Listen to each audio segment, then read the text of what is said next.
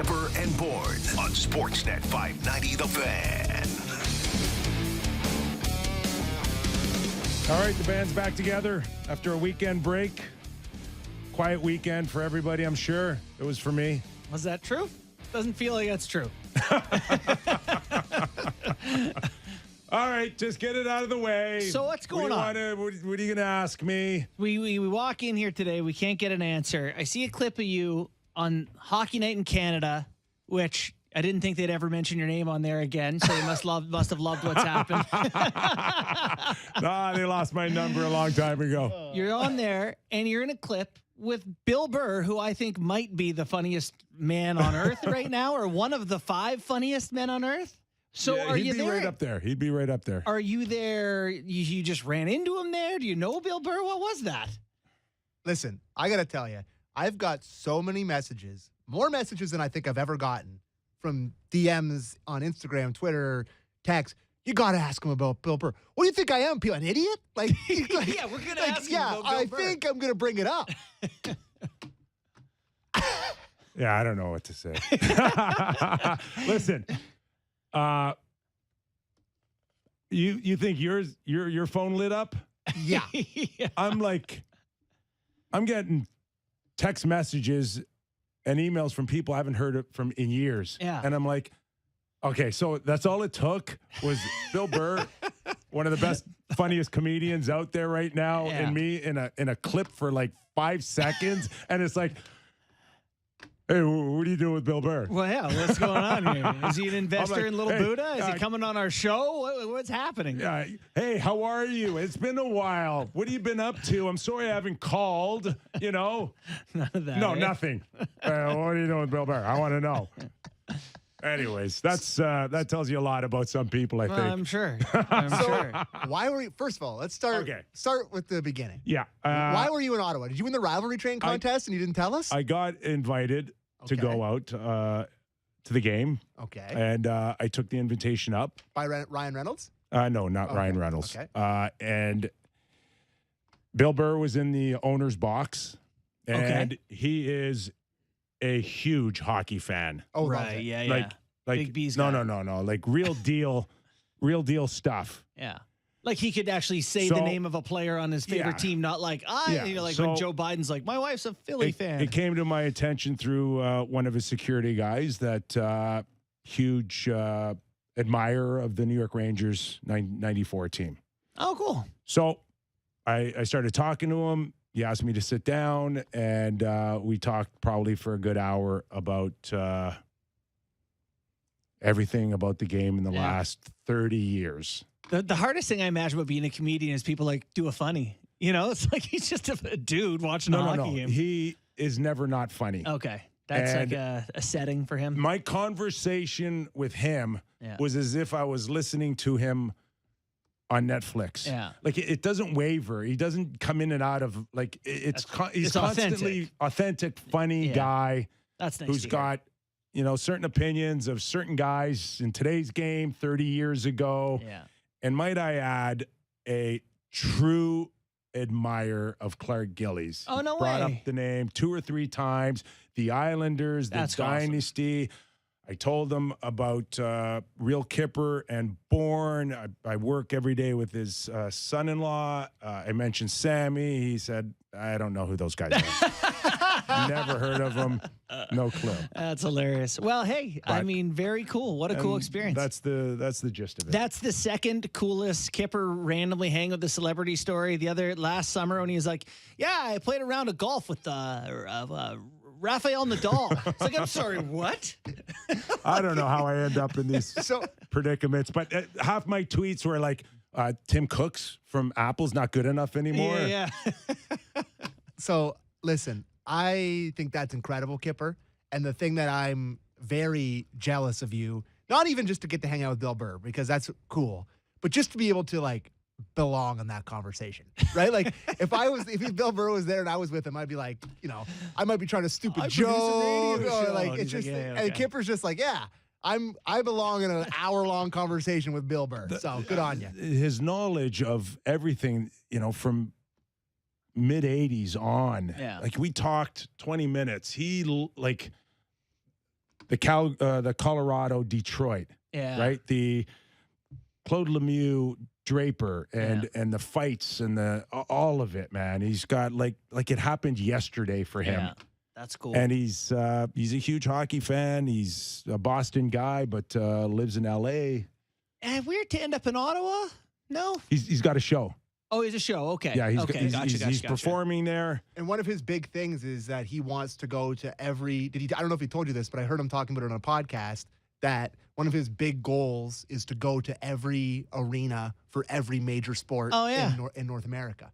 So That's cool. Yeah. I'm sure him crossing Ottawa off the list was probably one of the harder ones to do. That's the tough Where's Waldo. But, if you're an Ottawa fan, you're probably like, yeah, I swear it's not usually like this with the other team when they come in here. I swear, Bill Burr, it's not usually like this. Yeah.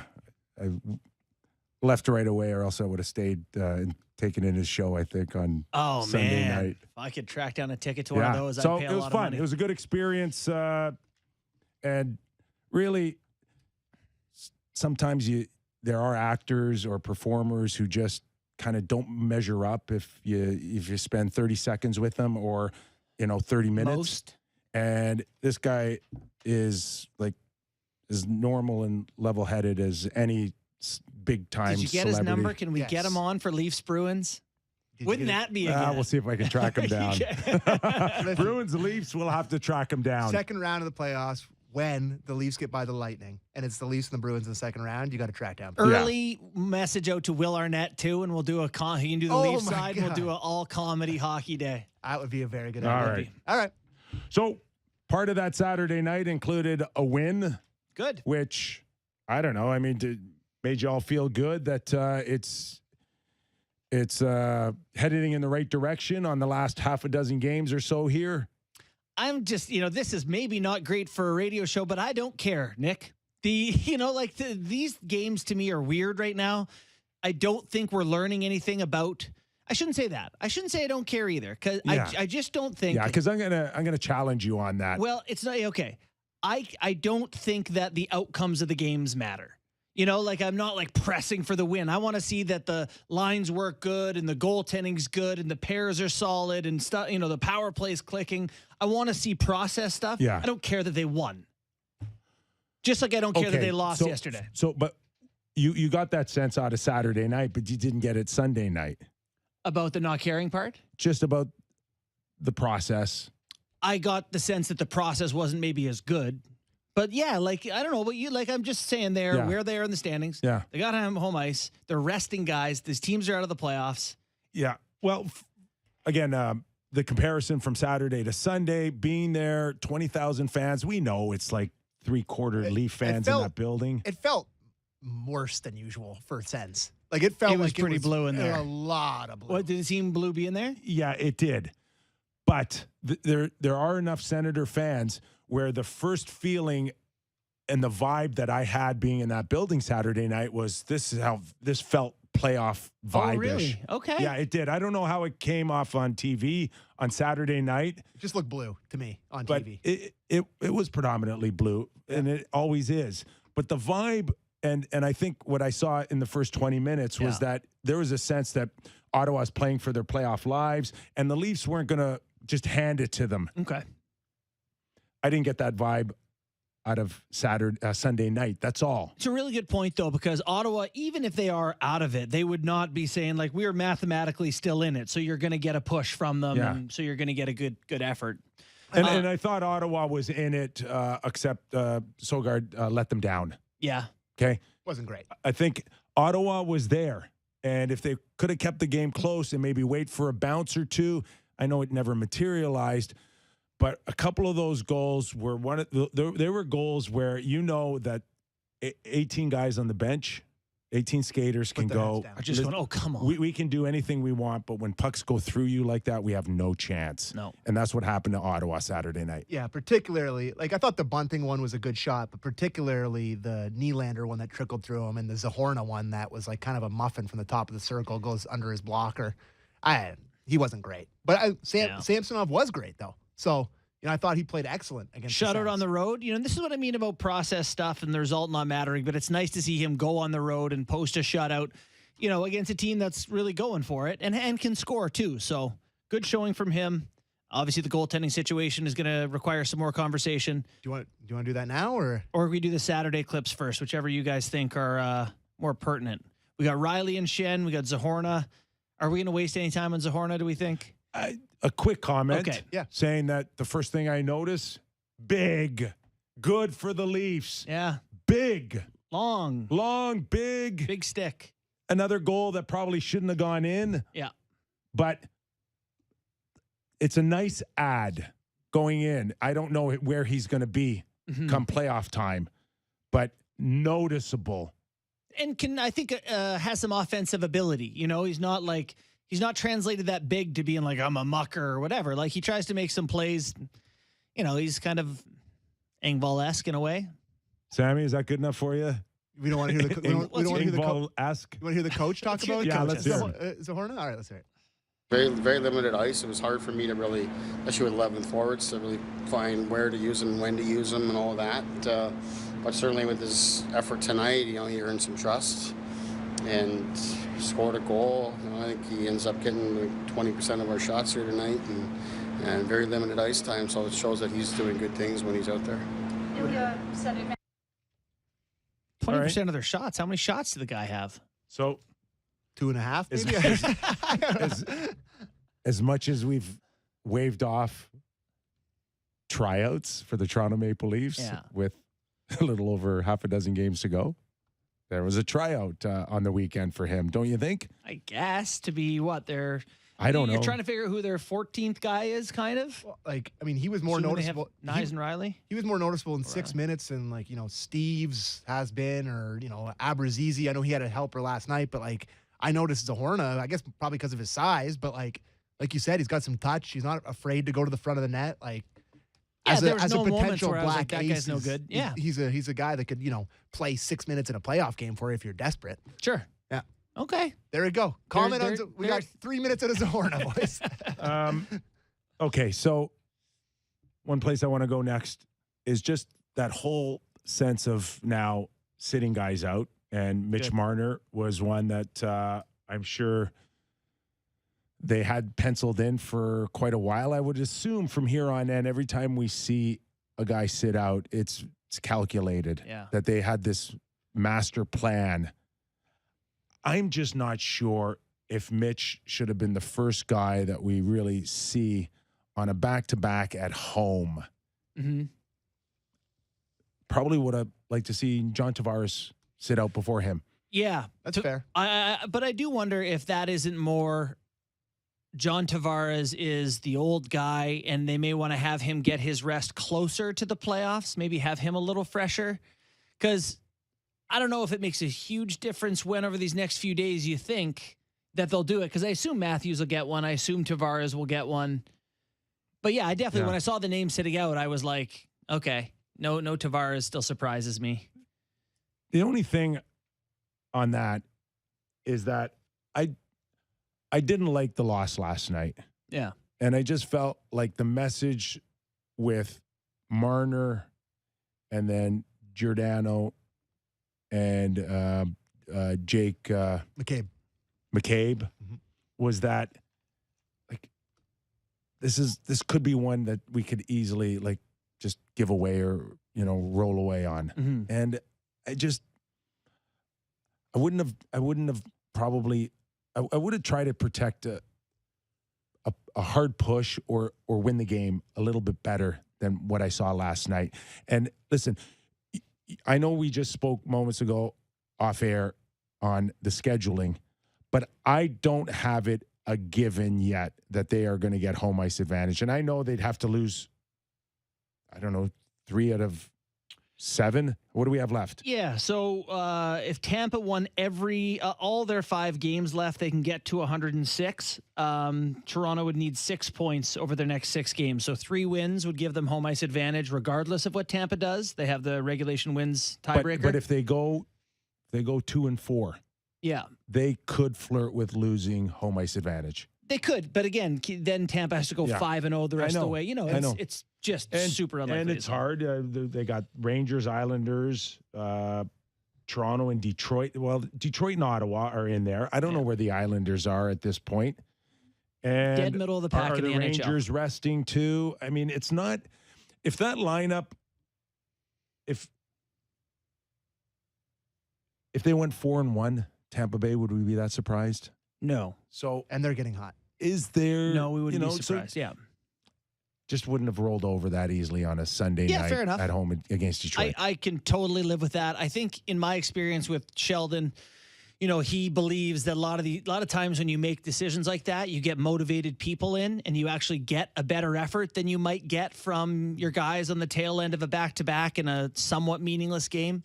Don't you think it went the other way, kind of, in a way? Like, it's like, I would say, maybe this says more about me than it does about other people, but like, you ice that lineup where you take out one of your best defensemen, you take out your, best player arguably this season, maybe not even arguably, your best player this season, and, you take out a veteran that plays almost every game.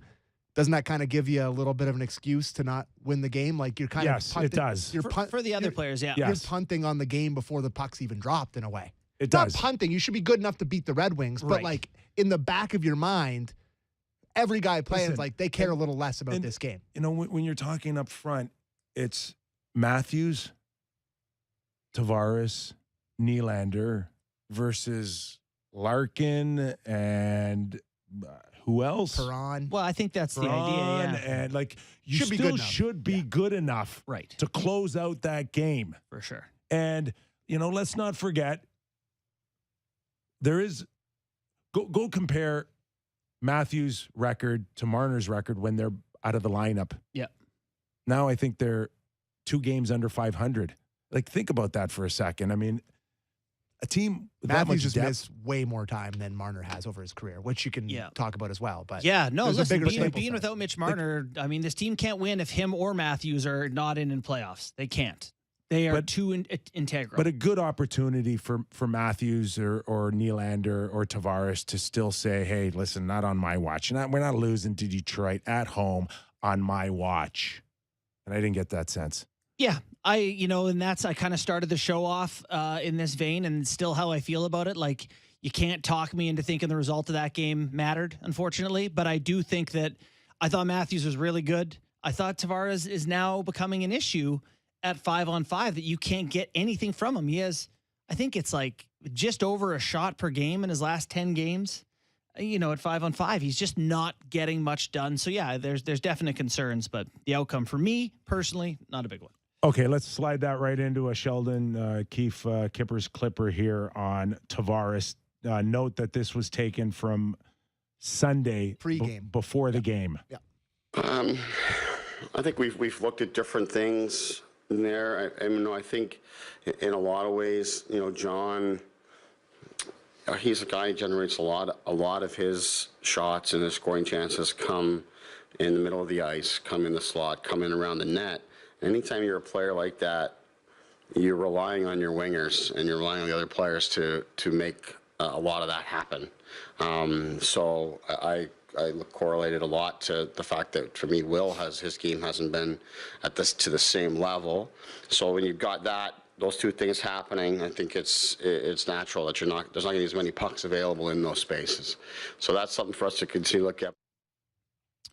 So that to me is a Mitch Marner conversation. That to me is the conversation we had last week where he says John gets his shots from in the slot, but he needs someone who can get him the hockey puck there. And currently, the guys he's playing with cannot get him the hockey puck there. And furthermore, do you know who can get him the hockey puck there? Our MVP this year. Yeah. No question. That's a I don't damning. wanna- That's a damning quote. I don't want to go back to an earlier conversation, but your centerman shouldn't be a guy that needs the puck. Okay, but your centerman is a guy who needs the puck. Yeah, I know. You're gonna make the best of a situation here, and Tavares needs a guy like. He doesn't Like create his Mitch. own chances, like he is so much better with Marner. So much better with Marner. Matthews is better with Marner. Tavares is so much better with Marner. So, you want to get a lot more out of one guy or a little more out of another guy To me, it's a no-brainer. with Marner and Tavares. Yeah. Well, I go back to Marner Tavares O'Reilly. What's interesting to think is, like, were they testing out if Matthews can drive a line with Bunting and Yarncroc? Both those guys on the wings have made a case for being on that line. They played together last night. Mm-hmm. Did they want to find out if they can do that? Then it frees them up to do. You could do Tavares and Marner, and then Riley and Willie for your next two lines. Yeah. You just wish at this point it would be all settled by now. Sure Agree. And, Do. Sure do. you know, for us to have a conversation into April about their first two lines as if, do you rob Peter to pay Paul? Yeah. Is not a great thing right now. Nope. So They got to get Willie going. I really think the last 3 games of this year, like, they need to have the exact same lineup they're going to use in game 1. Like, get the reps, no one rest, figure it out. Because this has been a lot of experimenting, is it not? Yes. Like, too much. Tinkering. Yeah. A lot of tinkering. Yeah. Do you want to, Matt Murray? what's that? Matt Murray? Well, sure. I mean, Okay. Like, repeat, play, repeat, play, repeat, play. I do feel some comfort that you and I and Sam had this conversation ad nauseum heading into the trade deadline about how you didn't trust his ability to stay healthy and they should do something. Not that this was anything Matt Murray did or anything but bad luck, but the man, call him monkey paw jinxed. we did talk about this every day leading up. Was it to Raymond Yeah. that slid into Lucas him? Raymond, yeah. Blew a shoe. Like right through the blue paint. Yeah. You know, and like I'm with the whole telecast. Like there was nothing, No intent. no intent, nothing. But here's a guy that is vulnerable constantly, and he gets his feet taken out from him, and we all saw his back of his head hit the ice, Sure Not did. nice. right? Not good. And he had And concussion issues with in Ottawa. no opportunity to defend himself or give him a chance to brace himself. Bad luck. That was just horrible. On that account, you just feel so bad for the guy.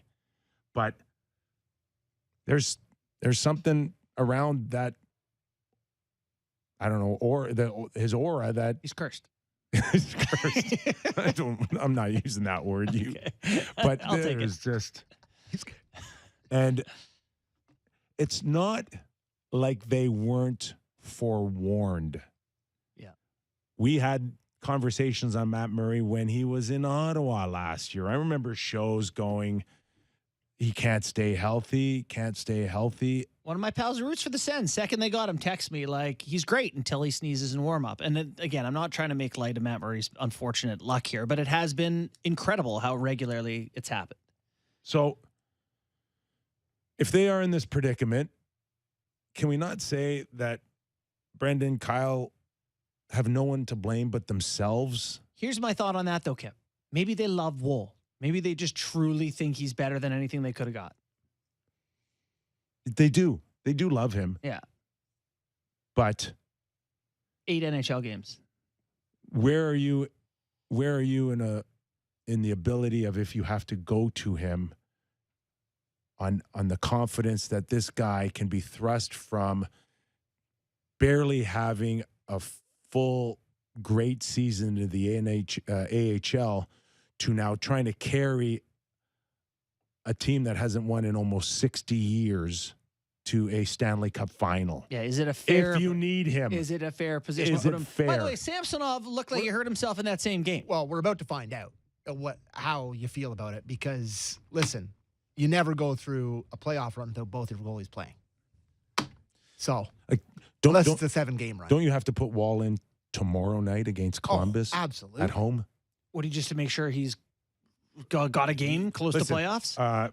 We're still, 2.5 weeks away from the end of the regular season? Oh, we're 10 days away. Are we 10 days? 10 days, and then playoffs start 2 weeks today. Okay. Monday night, 2 weeks from now. Oh, it's 2 weeks. To the day. Okay, so we will have a better feeling, I think, or at least not us, maybe the Leafs will have a better feeling for the next, they'll probably need 2 or 3 days to find out whether or not this is going to be short-term or long-term for Matt Murray. Don't you think? There's a chance he's fine. Like I looked at it and he definitely hits his head, but it's not like a conk. Even if he's fine, Yeah. with his concussion history, You're not going to forget about knees, hips, shoulders, ankles, groin this year. groin. Forget about all that. With his history alone, you're not putting him in the next 10 days. You need 14 days. You think he won't play now till playoffs? I can't imagine with his history and watching him bounce his head off the ice that you're going to put him in here. You're going to put him in a game as early as next weekend. His 2021 Tell me season, if I'm wrong. No, you're not. His 2021 season ended, or 21-22 season ended with the Senators because of a concussion, and he had multiple concussions during his time with the Penguins. They generally, they don't get better. You know what I mean? It gets harder to come back. As they say, it's like just peeling an onion. Everyone's, it just gets, you get closer to the core. Yeah, That's not a good thing. No, there's less there, to protect you. It is concerning for sure. So, Wall tomorrow night? I mean, you've talked me into it. I hadn't thought about it, but now I'm in, yeah. Absolutely. Yeah. Let's listen to Sheldon Keefe talk about Matt Murray. Just given the fact that Matt's battled back from 2 injuries already this season, what goes through your mind when you see him leave the game? I mean, I don't know. Just said he'll go in the hands of the trainers. They'll deal with it, and he'll bounce back, and Sammy will go. Nothing to see here. He's feisty. Very sometimes. short and Yeah. to the point.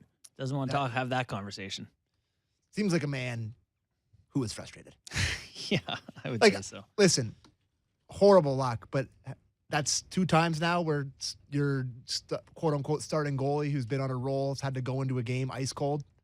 You think about warm up against whoever the hell that was against, and then you think about this game. That's part of the goalie life, though. I'm sorry. Yeah. But You you come to the rink, whether you're starting, doesn't mean you ain't finishing. I agree that it's hard, Sammy, but I'm with you that that's your job. Be prepared. Mm-hmm. Yeah. You're behind Matt Murray. You should have some expectation. You might have to go in.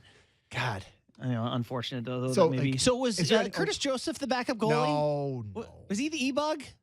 No, okay. So, God love Mike Zeisberger, longtime scribe for The Sun and now NHL.com, sent out a tweet saying that he texted with Curtis Joseph saying that he was, in fact, the emergency backup goalie.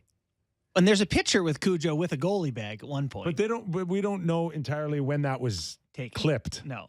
And I'm part of the alumni. Yeah. They played this weekend, and Curtis doesn't live in Toronto, so he stores his equipment at Scotiabank Arena. Yeah. And we don't know when that was. We assume it was yesterday, but at what point was it taken? Was it 3 o'clock, 4 o'clock when they saw him roll in? And we do have Sheldon's answer about if he was the E-bug or not. Okay, let's have a listen. Do you know who the E-bug was? I don't know specifically who it was, but I know who it wasn't. I couldn't believe no one asked a follow-up to that. I'd been like, was it Curtis? Was it Mr. Joseph? So Did he have a Zamboni license? How about that one? great if Cujo did. But I think, just to look at Samsonov when he came in, I thought he played pretty well from the time he came in until the end of the game. When he comes in ice cold, doesn't know he's going to play. Yeah, first one goes in, and then after that he was. Pooty Rob post to post. Pulled it off. Might have been off his back. best save of the year. One that hits the post and as Hits he's his back and is going in, and he pulls it out. Yeah. That was a good. That's one where it looked like he was favoring something when he got up from the ice, and every single person in Leafs Nation was just like, oh, we're doing this with Wool then? Yeah. Ugh.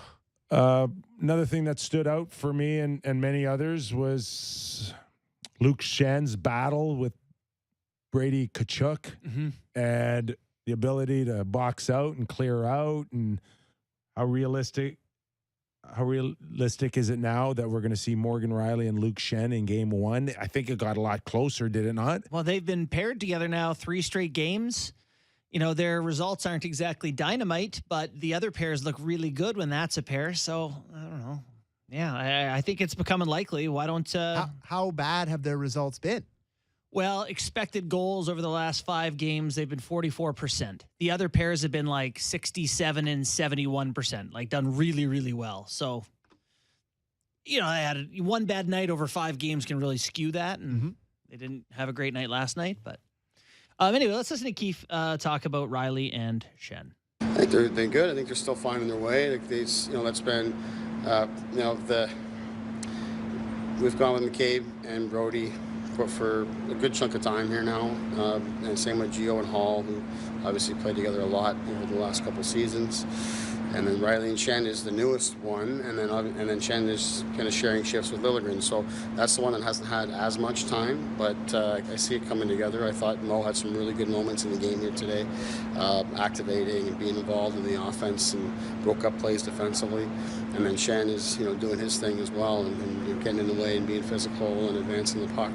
So to that end, I thought it was good. I think they had some tough shifts today against their top line, which I said was a real handful for us here tonight. But you can see it coming together, and I like that. I like how all the defense really has been moving here lately. 13 and a half minutes for Shen Saturday night. Sunday night, I think he almost clocked 17 minutes. Oh, did he? So where's the happy place for him? Good question. I did like Riley a lot last night. I liked him in both games. Yeah. 14 minutes? That was how I put a period on the end of 14. Is that about for you?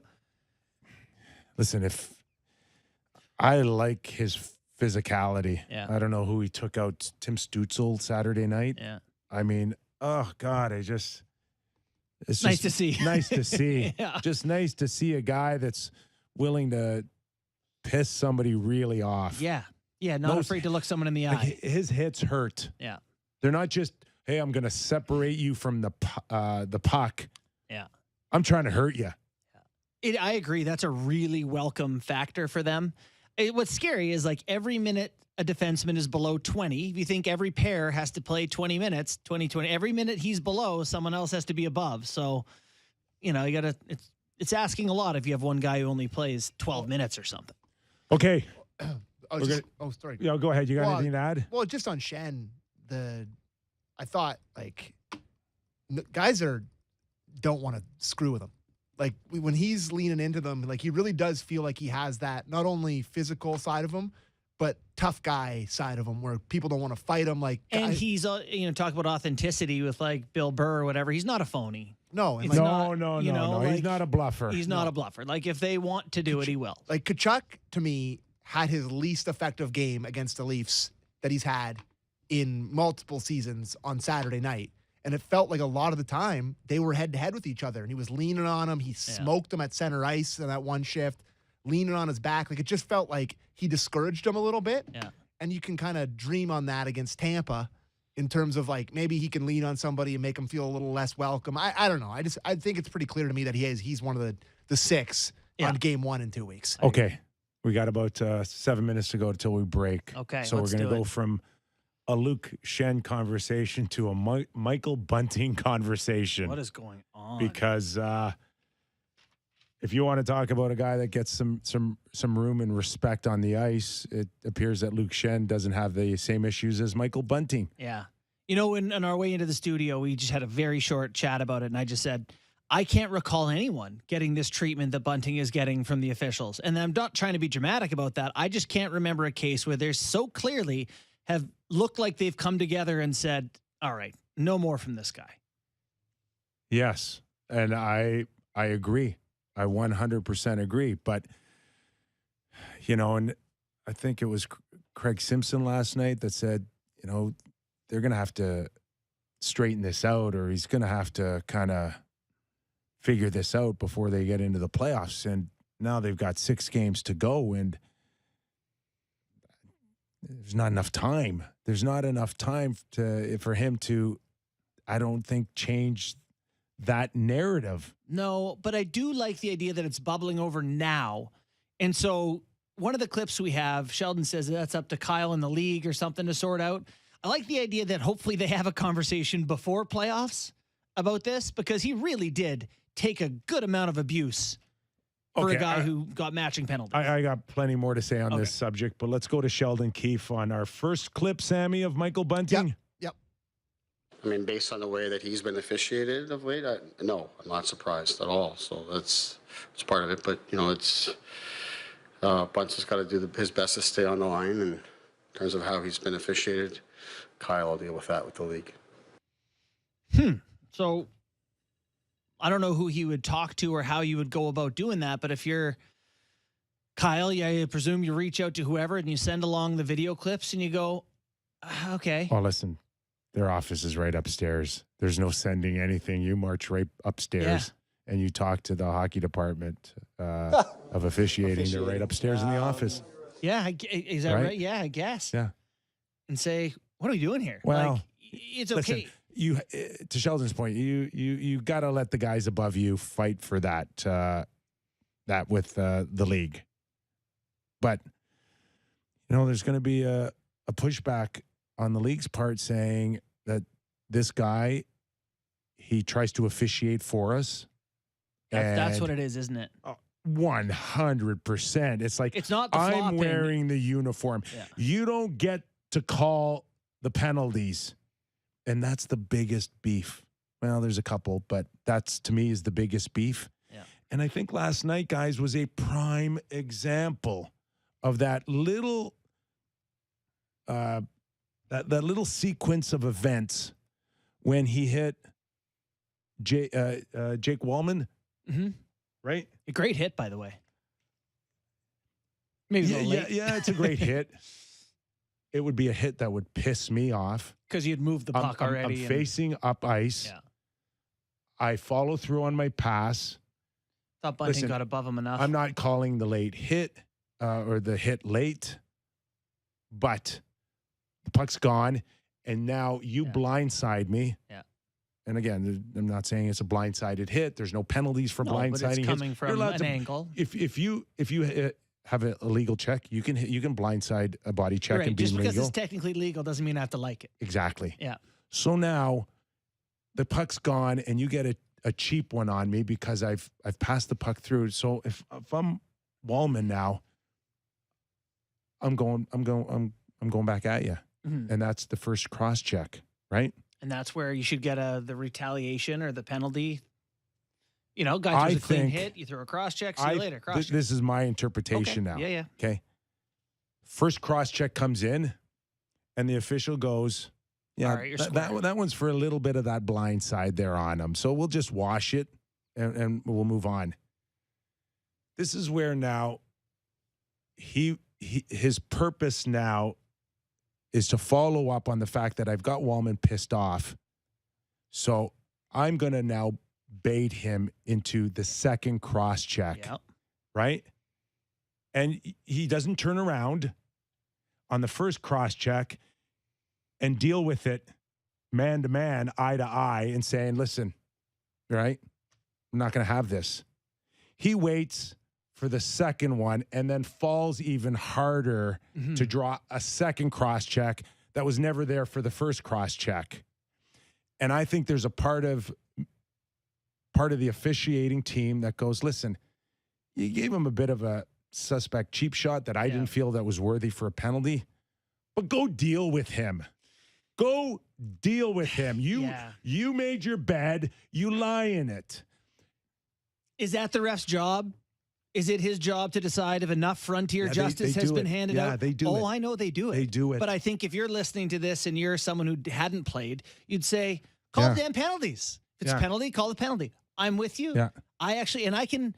In both cases, I think the refs were right. I just don't think they can do that. Because if every time you're interpreting intentions the way you think. No. Not every time. Just but they are with Bunting now. Bunting's interpretation.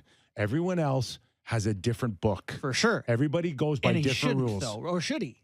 Yeah, I like it. Because there's the 10 was funny because no one else in the league gets that penalty. We know there's some guys that are more stand-up than others that will fight their own battles, that will fight for their own space, that will answer the bell, and they don't feel he's one of them. The biggest reason why he doesn't get the call is because the officials don't respect him and the way he plays and the way he looks at the official for calls. He snaps his head back. He tries to get secondary calls. They don't like any of it. So they just leave him alone. It's actually crazy that he is on the right side of penalty differential this year. The number 1 in penalties drawn this year is McDavid. Number 2 is Bunting. Okay. Look at the top 5, by the way. Dubois, Marchand, Kadri. Brady, Tkachuk. Can you tell me if that was spread over month to month? Where were the majority of the calls? Were they in November, December? question. How many calls has he gotten? It's gotten in, worse. in February, March, and April. Yeah. And penalties taken, by the way, he's second in the league. I was going to say he's got to be leading the league. Second in the league behind Rasmus Dahlin. Dahlin is minus 21 penalty differential. Bunting's plus 2. Do you have a secondary clip? Yeah, we got another one. Okay. He eats 3 cross checks and he ends up taking he gets taken to the box with it. I don't know if he had 4 or 5 punches in the face in the scrum, and he ends up with a 10-minute misconduct. So, it's tough. It's tough for him. He's got to find his way through that. Like I said, Kyle will deal with the other stuff and see what we can get done there. But Bunce has got to be able to stay focused and just keep playing. Bingo. You got it. Just play. Yeah. Which we've said all year on this show. Yep. You understand Just why play. Keefe plays him less. He's probably terrified he's going to take a bad penalty at the wrong time. He's second in the league in penalties. I think it was Elliot on the show yesterday that said they're trying to get him not to talk. But here's the thing, and I his feel whole like we have game. underrepresented this. This is what makes him Michael Bunting. If he plays like he plays offensively and acts like Willie Nylander, he's not as useful. Yeah. He's an element to the other team that's like, God, get this guy off of me. I think They're sick of it. You love that. I think if he just picked his spots and fought a couple of times, it would go a long way. I don't disagree. It would go a long way Just to pick to a couple at of guys. least Fuck every Konechny after once the in a Matthews thing or while something. to say, I'm answering. Yeah. I'm answering. But to lie on the ice and He's just wait for never a done second and third call, He's just never gone once. it's just it doesn't He's take. built like me, but Go- smaller. Go pick out the weakest guy in the world and just goad him into a fight. I've tried that too. You still get punched in the face. What's that say about me? Just 1 or 2 fights for the guy a year would go a long way. But when you want to play that way, every once in a while, people do want to see you just say, hey, I'm wanna see holding that? myself accountable. You know who may want to see that? The refs. The refs want to know that what you're doing is out of anger and frustration and it's real and not just trying to trick them. Exactly. Okay, we're going to take a quick break. We're a few minutes over, but we're coming right back. Brian Lawton, former NHLer, agent, general manager, friend of the show, NHL Network analyst. He's going to come by and give us his thoughts on Bunting, the Leafs, and closing out the National Hockey League regular season. Brian Lawton, after the break, you're watching and listening to Real Kyper and Bourne.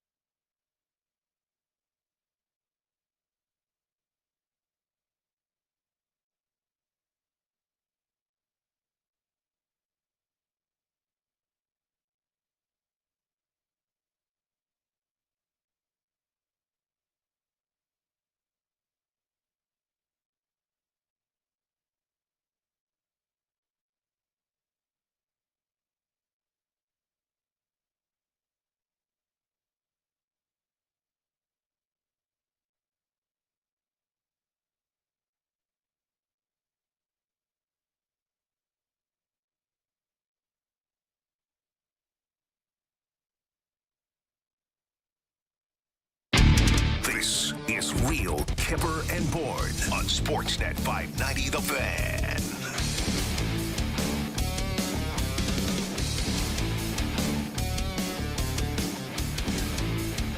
All right, our next guest will help us close out the half a dozen NHL regular season games to go for many hockey clubs, including the Toronto Maple Leafs. Let's welcome in Brian Lawton. Lots, what's going on? Not much, Kyper. Just enjoying. There's not a lot of anxiety for Toronto fans. I think they feel pretty comfortable where they're going to finish. But there's a lot of other teams having anxiety as we come down the final 4 or 5 games of the season. Very exciting. You know what? We were just talking about that predominantly at the start of the show in terms of how you go about it and how hard you want to push. We saw Mitch Marner take the night off last night. But, you know, is there a fine line for you on what you want to see in the next few games? I wasn't exactly thrilled to see the Leafs give up 2 points at home on a Sunday to Detroit, regardless of the season being so close to the end. Yeah, I mean, it's always tough. You have that fine balance of making sure everybody's ready to rock and roll and to get in the playoffs, and yet you always want to try to get some rest for the guys like Marner that had played, every game up until that point. Obviously, a couple other players also, whether it be age or what have you, bumps and bruises, getting some time off. But I never liked when the guys got too much time off down the stretch, especially this close to the end, personally. So with the Leafs here, as they kind of head down their stretch lots, what do you want to see from them? What will make you feel most comfortable about their chances heading into Game 1 of the playoffs? Well, I think they've had another fantastic regular season. Yeah. And unfortunately, there's not a lot that they can do, in my opinion, that I'll feel great about until I see them win a playoff series. So true. So they can go with all that we feel great. We finished. I don't care if they lose. They're remaining. They need to get a few more points just to really close out Tampa. But do they end on a losing streak, a winning streak? Care. Just show me what you're going to do to get it done in the first round. Hey, Lots, when we saw Matt Murray finish out in Ottawa, I'm not sure how many teams would have given him another look. And it's not like it was questionable on his past history of being hurt, right? It wasn't even a fine line. There's some teams that said, I'm not taking a guy that gets hurt so often. And yet Kyle Dubas did it. And here we are watching him get hurt again last night. And I'm just wondering, in your opinion, is that going back to the Leafs making the decision to go get Matt Murray, was that based strictly on an analytical department and trusting them more than maybe a gut instinct? I obviously don't know 100%, but my suspicion is that, when you get forced into this all the time when you're a general manager, you want to get all the information you can. Toronto is very good about how deep they go on players. But at the end of the day, you still get pushed into a bit of a gut feel. There were options available last year, but there weren't a ton of great ones. Ultimately, they made their bet on Matt. It hasn't gone as they would have hoped, partly due to injuries, which really isn't a massive surprise. At least there's been enough history in the past where you had to know that coming in. It's just one of those swings you take, and sometimes it works out, sometimes it doesn't. I mean, I could look at Edmonton and say it hasn't worked out with Jack Campbell there either. But luckily for both clubs, maybe the secondary options, certainly in both cases, have stepped up and done a really nice job, and it's been able to kind of smooth that over.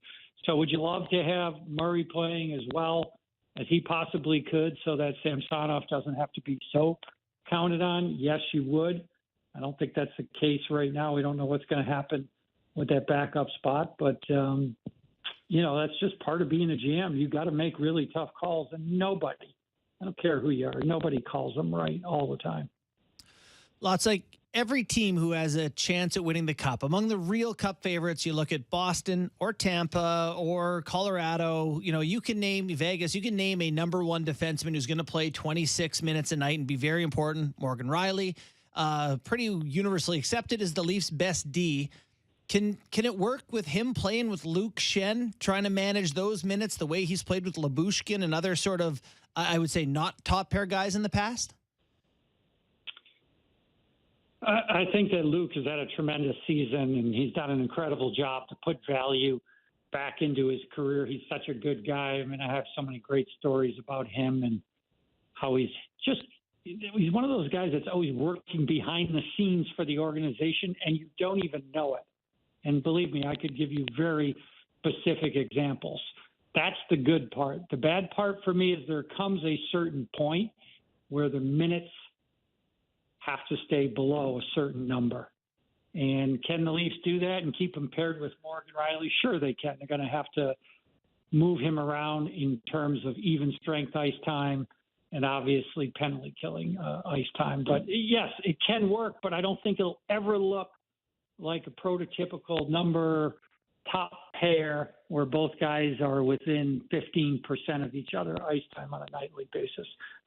I'm not sure that Luke can give you that much ice time, and you're going to end up with great results. But he clearly can play with him.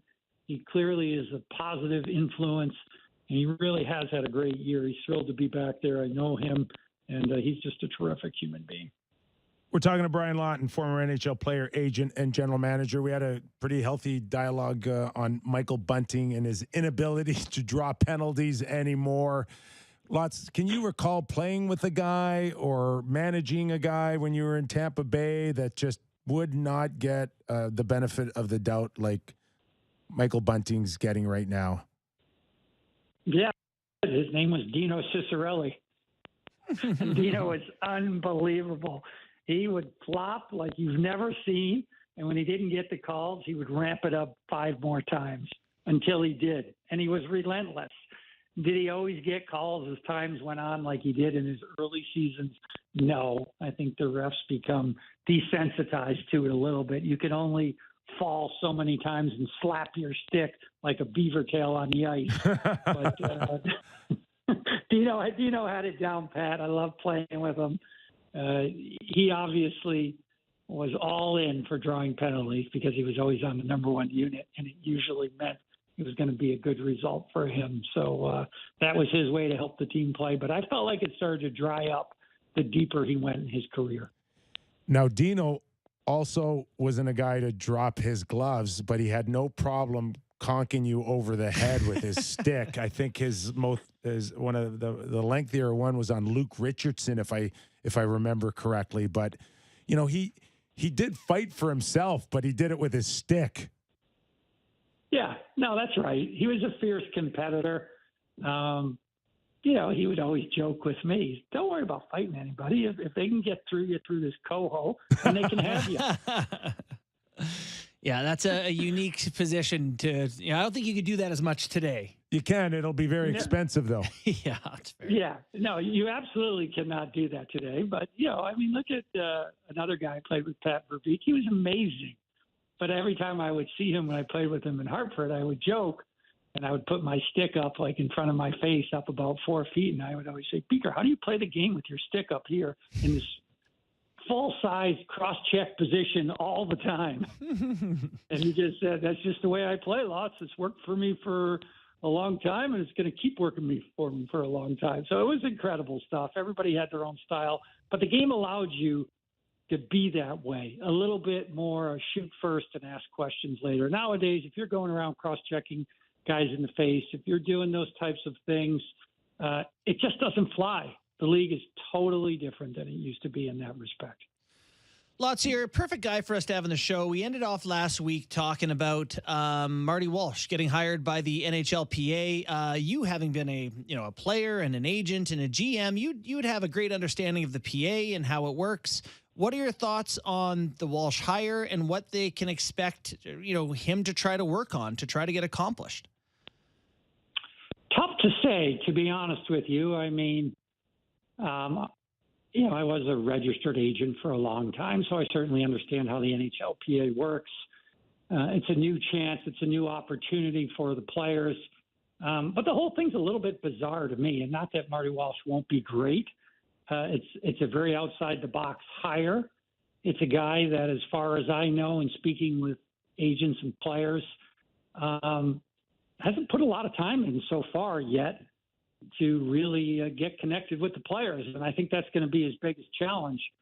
I could be totally wrong on that. That's just my opinion, but I haven't had a lot of people, because I asked a lot of people in the business, how's your initial conversations gone there with your new director? And I haven't had a lot of people tell me they've had them.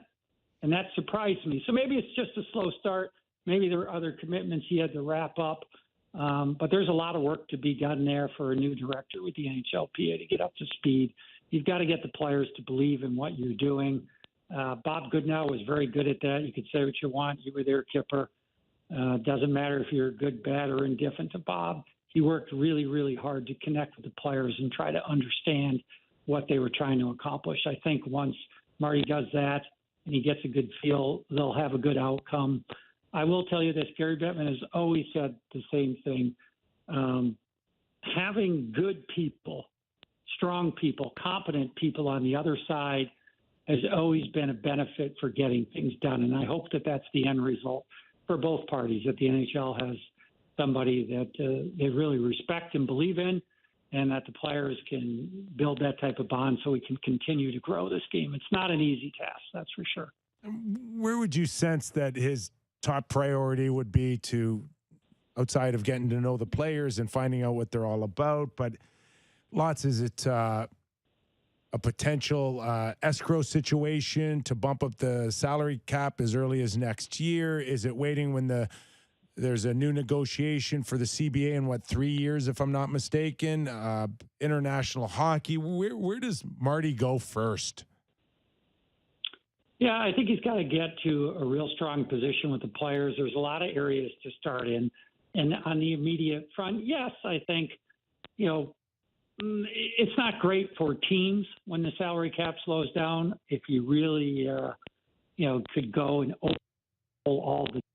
find the teams that have bigger markets, generally like the cap, to keep going up. It allows them to keep their product together longer.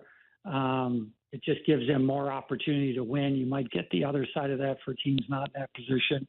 But ultimately, for Marty, he's got to figure out the players are in a pretty strong position in terms of escrow next year. I believe that bigger market teams at least would like to see the cap go up. I think most people would like to see it go up, but it's never everyone because you have too many masters. And that will be a challenge, how to balance that out. I can't imagine the players want to increase their escrow because, as you know, Kyper, that's always a hot button. So there's just a lot to unpack. Taking the temperature of the membership, trying to get them to articulate and identify what's important to them should be his marching orders moving forward. How about amongst the players themselves? We talked a little bit about the guys who need to be involved. Do you see the same level of engagement from players today as, with the PA as there may have been 20 years ago, 10 years ago? No, I don't. You don't, eh? Quite frankly. Is that a problem? And the reason is, I think it would make the union stronger if you have more representation from the people that really move the needle. The whole deal with the PA through this process of coming up with a new director was somewhat bizarre to me, in that it certainly wasn't the way that it was going back in the early 90s, where there were clear issues that players were trying to solve. Every single player was aware of it. Everybody was engaged in it, and it allowed, I think, the players to really profit long term by banding together. You kind of have to put your foot down, demanding that we move together more in a partnership. That's happened. It's been good for the league. They don't have that right now. It's missing. It's part of the reason why you don't see as many key players. That'll be a big challenge for the new executive director. Try to figure that out. How do you get the players emboldened? But for the most part, there just doesn't appear to be that rallying cry that there was very existent in the late 80s, early 90s, when things started to change. Lots as we look at the Eastern Conference closeout, are you surprised to see Florida back in it? I wrote them off a long time ago. It is surprising. They just couldn't get it going. Matthew Tkachuk was having a season from the drop of the puck, and somehow, he's continued that amazing season. He's got these guys galvanized, and they're right there.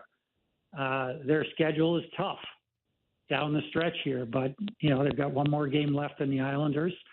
They're technically only 2 points behind. Could they do it? Yes. Do I think they'll finish ahead of Pittsburgh? I think with the schedules, when you really analyze it, that's going to be a challenge, but I'm sure they don't care right now. It would just be a huge win for the Florida Panthers if they can find a way to maybe somehow jump in front of the Islanders. It's going to be a great finish when you look at the games. That's probably one of the more exciting finishes and potentially one of these huge comebacks that you can't believe happen if Florida can get it done. Yeah, I mean, there's some great finishes in both conferences right now. Is there any potential playoff matchups that would really, get your attention? Obviously, Tampa Bay and Toronto takes up the bulk of our time, but looking at the other potential series, anything else out there really pique your interest? Well, I mean, just to be fair, the Buffalo Sabres, who I'm not really mentioning there because they are behind Florida, but they do have a couple games in hand. And I certainly haven't written them off in my mind. I think they're still alive. They're going to have a tremendous finish here if they want to sneak in potentially above an Islanders or Pittsburgh and a Florida. But I'm dying to see them in the playoffs. I love watching their team play. I think they're young, they're big, they're fast, they're exciting. They got superstar players that maybe aren't as well known right now, but certainly will be in the coming years. So I'm excited about that. I'm definitely excited to see how the Pacific ends up. Edmonton has been on such a tear. I'm in shock at the run they've gone on, and things really haven't changed that much at the top of the division. They've been able to move ahead of Seattle, but LA and Vegas have stayed, just barely in front of them. So I think that's going to be a fantastic finish. I'd love to see an Edmonton-Vegas first-round matchup personally, which can only happen if LA finishes first. Is it just Ekholm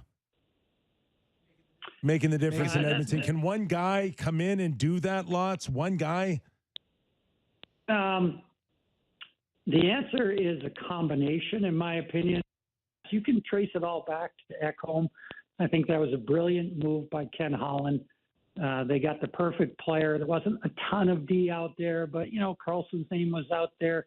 Chychrun was a guy that a lot of people said they should get. I knew Edmonton really never in on that. That wasn't a direction they wanted to go. Ultimately, they really struck pay dirt. They had to give up a good prospect in Reed Schaefer to get him. But the impact that he has had has been incredible. There's been a little bit of a side impact that maybe people weren't accounting for, and that is when Tyson Barrie also went in that deal. It opened up a path for Evan Bouchard to really step his game up. So it's almost like they got two top 4D out of that deal. Now, they did lose Tyson Barrie, but Evan has been able to replace what Tice was giving them with maybe even a higher upside, so to speak, certainly a big age difference, and Tice has played really well for Nashville, to be fair. But Ekholm has been just dominant. He's been the perfect elixir. He's serious, but he's passionate about the game. I think he'll play a bigger role next year when Broberg starts to get more minutes. I don't see that happening necessarily this year, but next year I think Ekholm's going to have a huge, huge impact on him. So great trade by Edmonton. Nick Bukestad's been helpful. I feel like Edmonton needed one or two more players to win it, to possibly win it all this year. But you just can't discount how great their top five forwards have been, that's for sure. Stanley Cup playoffs right around the corner, Lots, and we're going to be counting on you to come on the show and break it all down for us. Thanks for doing this, pal. Anytime. Happy to do it, guys. Thanks for having me on. Thanks lots. Brian Lawton. I like his name because it sounds like I'm saying thanks lots, like a whole bunch. Thanks, Lots. Thanks a lot. Thanks lots. Just to touch on Ekholm a little bit, that they look like a different team. They do, amazing. since the trade deadline. Yeah, it's the most I can remember one guy altering. When the Leafs got Muzzin, we saw it though, right? It was like, oh, one of those is so nice to have. It just kills me. They're like, oh, we lost Tyson Berry, our best buddy. And then like they saw Ekholm walk through there. They're like, oh, moving on. we're good. Yeah, it's like, we miss you, Tice. Hope you like your country music, pal. It's just not him on the ice, but everyone else improving, Yeah. right? And your goaltending. Your But Bouchard is a goaltending good point. gets better when you have a guy like that. Yeah, it's like Marty Brodeur being the greatest goalie of all time or one of them. And it's like, well, you play behind really good D. That helps. Yeah, Danico, Niedermeyer, Stevens. Yeah, the whole team's playing a left wing lock or full lock. Not Where's too their bad. power play right Edmonton? now? Yeah, it's The still best off in the history charts. of the NHL, yeah. And it hasn't really No, wavered. Hasn't cooled off. no, they're Hasn't still cooled off. smoking hot with It Bouchard. is, though, a big ask for Bouchard to come in there and continue it.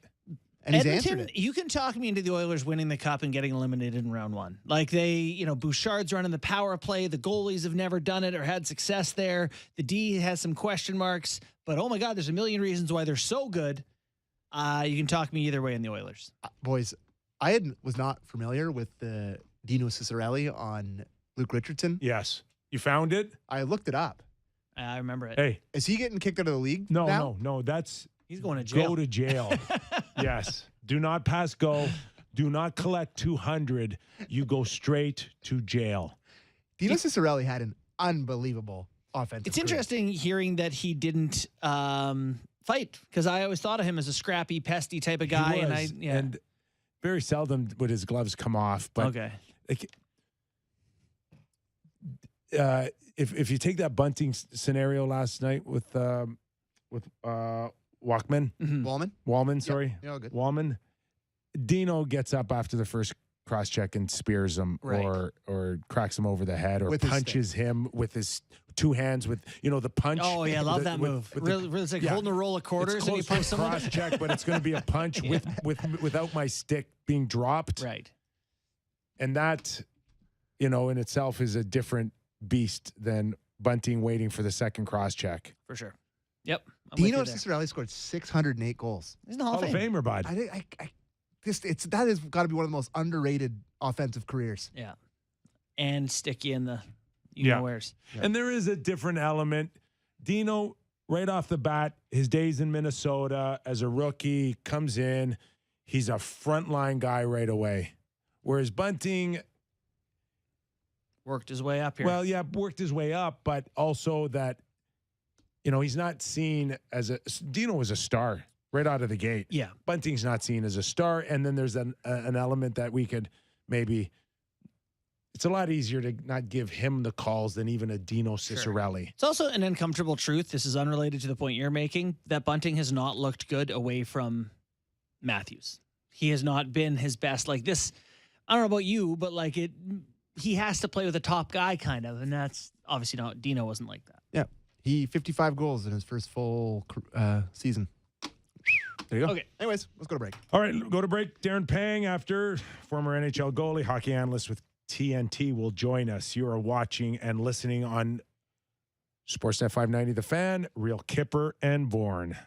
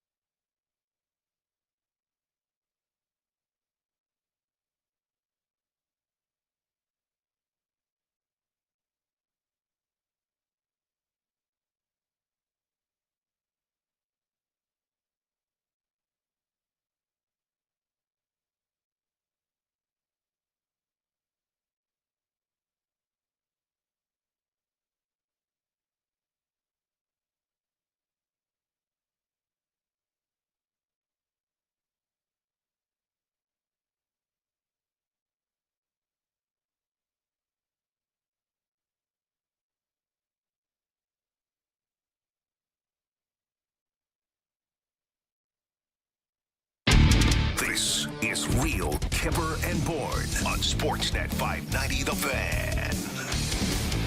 Kypreos, Justin Bourne, Derek Brandale, David Sistrumba, Sammy McKee, and now added to that all-star list, Darren. Uh-oh. Dropped call? Hey, boys. Oh, is that? No, not at all, big guy. Oh, right here. my gosh. Holy jumping. Why did I you didn't leave yet. scream? I thought he was like... Is that me screaming? No. Sammy just gave out this, like, I thought it was a drop call for sure. It was just a loud noise on my end over here. I thought it was drop call. No, we're all good. He's there. We've got Oh, Darren Pang, the he's a star. lot sharper than that. Listen, Not at all, but all I know Pam's is a lot sharper than that. we had lots on earlier, and it kind of got a little cracky. Did you notice that, JB? You know what I did? Yeah. Yeah, and all I saw was like Sammy's eyes go like manhole covers. Like he knows one more drop call, and JB and I fire him. Right? Wow, that is tough. Yeah, You it's guys tough. Could be a job opening, Panger, Yeah, if you need some Panger. work. How you doing? That's the last thing I need is work. How are you, pal? I'm doing fantastic. I was just at therapy here in St. Louis, and I've had some neck and shoulder issues stemming from my fall at the Winter Classic. But I'm all fixed up. I'm ready to go. I played some golf in Nashville. It's 78 degrees Fahrenheit here in St. Louis today, and it is incredibly hot, warm, humid. And so it's what I keep thinking about is not playoff hockey. I keep thinking about the Masters. The Masters. That's what I'm thinking about. And who do I get in my pool? That's what I'm thinking about. Wow. Yeah. Hey, where'd you take me golfing where the Canadian won the first gold medal in the Olympics? Glen Echo Country Club. Glen Echo. Oh, nice. Yeah, Oldest really good private spot. club west of the Mississippi. Yep. Yeah. A lot of history there. In fact, So- absolutely. In fact, I had a bunch of, I think I had 6 or 8 Vancouver Canucks. They had an off day here in St. Louis, and they wanted to go enjoy a day. But I'm not sure if people in Canada know, but on Mondays, private country clubs are closed. And I think I've told you that, Kyper. Yeah. So Mondays they're closed. It's maintenance day, or a lot of clubs, they get a little bit of revenue by hosting, a charity tournament on the Monday. So as a member, you can't just go. You can't go on Monday and just go play. She's shut down. So can't even go chip and putt or do whatever. So it just so happens every single Monday here has been unbelievable. And so anyway, it's a bit of a teaser. But that Glen Echo is a great old golf course. I think it was built in 1901 and hosted the first Olympics. And a Canadian that's a member at your club beat the American on the 15th hole and won the first gold medal ever. That's on display at your club, too. Yes, it is. At Rosedale. Huh? That's all great. I'm glad you guys are having a nice time wait, at your fancy courses. One more golf. Boy, And JB. JB, I'll let you get in here. JB. Jealousy. Now that we're on the topic of golf, I know you have an opinion on Brooks Koepka going after Ekblad. Yeah. I mean, seriously. I didn't like it. I thought he exposed himself enough in that in the Full Swing PGA documentary with his hair tipped. He's too old to have his hair. His hair was all tipped blonde like that. So Highlighted. Yeah. I don't. Where the heck did he get a pylon from? What, did he bring that with him to the game? Yeah, good question. Just carries one around, parking spots. Are we good? Can I ask a hockey question now? Yes, you can. Panger. Maybe I'm ready for you, buddy. All right, pal. I'm ready. I know you got a look at the Boston Bruins up close and personal. The plan is for the Toronto Maple Leafs to play them in a playoff series in less than 4 weeks' time. What'd you think? They just keep winning. They even if it's a goal or two, they sneak by teams out of the playoffs. Doesn't matter if another 3 in a row for them. Very impressive. You know what, JB? Fundamentally sound. Even without in our game, there was obviously no Taylor Hall, no Foligno. Forbert was still injured. They did sit Charlie McAvoy, Mr. Perfect, Patrice Bergeron and also David Krejci. So their lines were Marchand, Coyle, and DeBrusque, Bertuzzi, Zacha, and Pastrnak, Yep. Lauko, Frederick, and Steen, Greer, Nosek, and Nathaway, and they still look like a well-oiled machine. So what I'm saying is it's instilled in them. Their coach Jimmy Montgomery told me before the game. He said that Bergeron is the best captain that he has ever had. It's just a self-oiled machine. And when things aren't going well, he says there's not much stress on the coach. He just takes care of everything. So, if they don't have a third man back when the defenseman's pinching, that third man's getting it, not the defenseman. So, in order to beat a team like Boston, you have to be on your game. You have to have patience. You have to be, again, counter them with fundamentally sound hockey. They're getting great goaltending. Even the game against St. Louis, Linus Ullmark made several unbelievable saves in that game, even though he didn't face a lot of shots. And so timely saves, great goaltending. Their special teams are pretty outstanding, especially their penalty kill and their 5-on-5. So they get 5-on-5 chances. Yeah. They're plus 80 going into that game, and then their penalty kill is first on the road and overall. So I don't think they worry too much about their power play. It takes care of itself, but it's not the best power play in the world. But you could see under pressure that they would be able to score a timely goal with that. So no Krejci, no Bergeron, and McAvoy, you said, and they find a way to win. Leafs last night go no Marner, no Giordano, no McCabe, and find a way to lose. Is this just another element to the Boston Bruins where you say, if they don't win the Stanley Cup, this would be considered one of the bigger upsets in history? Yeah, I mean, you would, because the pressure is always on the team that's garnered 60 wins, and they're going to have more than that. And then, the 100, whatever, they're at 125 points. Their for goals against average is out of this world. It's at plus 120. I don't know the last time I saw a number like that. But I remember I think the Red Wings, I guess Tampa Bay was the last team that had a really unbelievable season. But, we're talking about shootouts, and we're talking about 3-on-3 overtime that generate, wins, which actually, kind of exaggerates the win column as well. So don't get me wrong, I'm not taking anything away from them, but that 95-96 team of the Red Wings, man, that team had a lot of pressure on them, and they lost against Colorado, and they didn't win the Stanley Cup that year. I think it's hard to win the Stanley Cup when you have such a great year, only because expectations around you are so high, and you're the team that everybody wants to knock off. Listen, even the St. Louis Blues that are not in the playoffs, they were embarrassed the day before in Nashville. It was just not a very good game to watch or for them to play in, and they were quite embarrassed by the way they played. They turned around not 24 hours later, and they have to play the Boston Bruins, and they played a heck of a game because they're playing the best team in the league, one of the best teams that have ever played in the NHL, and they didn't want to be embarrassed. So that's what happens when you play the Boston Bruins. They're also facing teams that are ready for them. So two parts. Number one, yes, there's a ton of pressure on the Boston Bruins. And number two, Kyper and JB, I seem to think that they can handle it. Whether they win it or not, they're not going to shoot themselves in the foot. If you beat the Boston Bruins in the conference final, then you're a heck of a team, and you probably deserve to win the Stanley Cup. Yeah, I think that's a fair assessment. The only other team I can think of that has pressure like Boston is Colorado. I know they won the Cup last year, but they are going in as the defending Cup champions.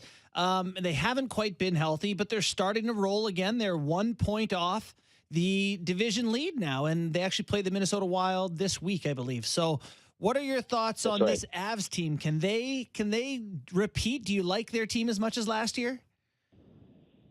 Maybe not as much as last year, because I think their center ice position was pretty darn good with Kadri, and obviously they still had Burakovsky last year. I think they had a bigger, heavier team last year, and I think that Kadri's play, especially in that series against the St. Louis Blues, regardless of the injury to the goaltender Binnington, he came back the next game and scored 3 goals. Like, he was an impactful player through the playoffs. So no, I think last year's team, JB, was just better all the way around. But when you have new players on your team and you've already won it, that's the carrot that you're chewing on, is you want you want those guys to win. They want Georgiev to be the winner that Kemper was last year. There's newer players on that team. Evan Rodriguez is a guy that's had a good regular season. They'd likely, they throw players like that ahead and say that's what we want to win for. And so, but I don't think they're as feared as they were last year. But that doesn't mean they're not a really, really good team. And I think that they're going to win the Central Division and that they'll end up in the first spot. They got one game in hand on both Dallas and Minnesota. But if you would have asked me 3 weeks ago, I was convinced that the Dallas Stars were going to win that, win the Central, and they still could win the Central. And I thought that the Dallas Stars were the team that are going to get out of the Western Conference. But, there's been some ebbs and flows in play inconsistency throughout the season for all these teams. But by and large, Dallas, Minnesota, I guess Edmonton, LA, Vegas, they've been pretty consistent teams. In Colorado, everybody fears them because of Cale Makar and because they're top-end players. So we know who the top three teams are going to be in the Central and the Pacific. What we don't know is the wild card situation. A lot of focus on Calgary and Winnipeg, but Panger, should Seattle fans be nervous? Yep, they should. They should be. They do have 2 games in hand, though, on Winnipeg and Calgary, if I'm not mistaken. So, that's big. They put enough points in the bank to allow them to falter a little bit. But, there's almost some naivety with Seattle. They just go out and they just play. And even though they're sitting at 90 points, that's a heck of a year for them right now. But the team, obviously, that's hanging on by a thread is the Winnipeg Jets. They are. And, there's something about Calgary that I tend to think I don't know what it is about them. It's probably because of the makeup of their coaching staff. It's probably because their players have had to handle adversity all year, and it hasn't been fun for them. But I tend to think that they're going to get into the playoffs. And if they do, I don't think I'd want to play them in the first round. I think they'll take a chunk out of you. Yeah. And I know they haven't played well enough for a lot of people to be convinced of that, but there's just something there with the Calgary Flames and with their coach. We've been kicking around the other Alberta team, too. They added Ekholm, and Bouchard's playing well. Ekholm looks like a real rock for them. Trying to get a sense of where people think their cup odds are, because obviously they got the best player in the world and a couple of them there. They're a couple points out of first in their own division. Do you like their chances this season? Do you feel like that decor and goaltending is good enough to do more than win a round? Oh, I do. I wouldn't want to play them, would you? Not at all. No, thank you. Especially with Ekholm. I think there's a lot of hockey fans still haven't seen him enough to genuinely appreciate every aspect of his game. I've been very fortunate. So I've seen him play a lot of games, being in the Central Division and doing a lot of, the Nashville, their team, their success, going to the final. He's a horse. In the offensive zone, don't sleep on him. He knows. I just had a good conversation in the last game I did. It was a TNT game in Edmonton, and it was like, that strong side cycle. When they get going and Connor gets going and then Hyman's in front of the net and then you don't know where, if they're doubling up, Draisaitl with them, that's fine. That's 3 players. But, man, when you get an active D as well and a guy that just sneaks in the back door, that's what Ekholm does really, really well. Strong side cycles on the left side. He's down below. He's down below the hash marks. Now he's down at the goal line. The player that dumped it off to him on the cycle, he comes up and covers his spot. And then Ekholm's smart enough. He can make a play as well. So I think he loves everything about Edmonton. Some of the things he told me about how his wife just absolutely loves it there. They love the cold. They love the area. They love the atmosphere. I'm like, wow, did Kenny Holland ever get a winner? He got the right guy for that team. So are they strong enough? Yeah. I think he's made their other defensemen better, and I think they listen to him. They observe what he does and how he handles himself, and I think this is making that entire team better. And so, are they good enough to go all the way? When I look at the West, I say, why not? That's what I say. I don't have a sure bet out of the Western Conference, and that's why it's wide open for me. People were saying the exact same thing about Winnipeg about 8 weeks ago, Yeah. and I, for one, said at the beginning of the year, I think there's a chance that Winnipeg could miss the playoffs because I just thought there was too many distractions, and then they came out of the gate with the whole Blake Wheeler controversy over his captaincy and taking that away. And now we're starting to see kind of maybe a few distractions coming up. Where would you pinpoint this breakdown down the stretch for Winnipeg? Off the ice, on the ice? Well, honestly, Kyper, I don't know what goes on off the ice with very many teams. I mean, and even if I did or heard something, you'd have to really dig down deep and find out an awful lot about it. Panger, you know what I mean? Yeah, like Panger, when I say that, I just meant the fact that so many guys are going into contract years or needing new contracts. Yeah. Or, what happens to Blake Wheeler after this year? Scheifele, Hellebuck needs a new contract in a year.